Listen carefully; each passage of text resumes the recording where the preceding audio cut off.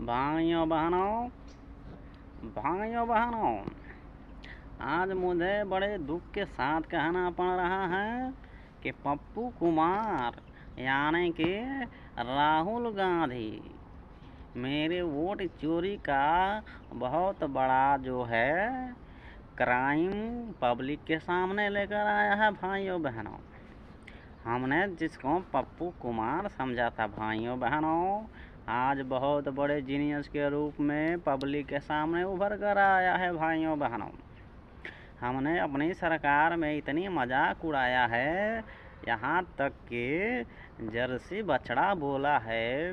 अब पता नहीं इस बात का उसको कितना बुरा लग गया भाइयों बहनों कि हमको जड़ से उखाड़ फेंकने की कसम खा रखी है। तो आप सबों से मैं बता देना चाहता हूँ भाइयों बहनों कि जो भी कर रहा है पप्पू कुमार यानी कि राहुल गांधी बहुत ही अच्छा काम कर रहा है भाइयों बहनों।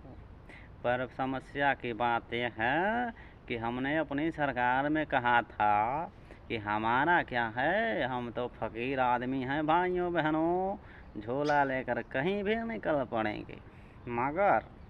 मगर आज हमको लगता है भाइयों बहनों कि कैलाश में हमको महादेव भी नहीं अब तो स्वीकारेंगे भाइयों बहनों। अभी ऊपर से हम रांडवा आदमी ठहरे भाइयों बहनों। अब तो लगता है कि दिन में 3-3 बार सूट बदल रहा था, रसियन भोजन खा रहा था भाइयों बहनों। मगर अब घर में रांडवा होने की वजह से भाइयों बहनों खुद से ही सब करना पड़ेगा। बड़े दुख की बात है भाइयों बहनों, बड़े दुख की बात है।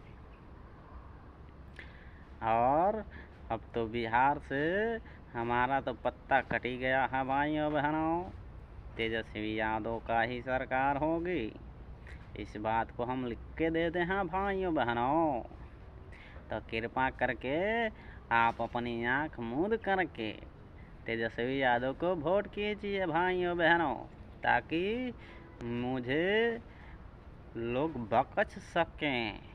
क्योंकि हमने जो काम किया है सिर्फ हमले आतंकवादी फौजी को मरवाने के ही काम किए हैं भाइयों बहनों। तो आपसे अनुरोध है कि मुझे जिंदा ही छोड़ दिया जाए। हाँ, मैं उम्र कैद सज़ा भोगने के लिए तैयार हूँ भाइयों बहनों। थोड़ा दया करना भाइयों बहनों, भाइयों बहनों।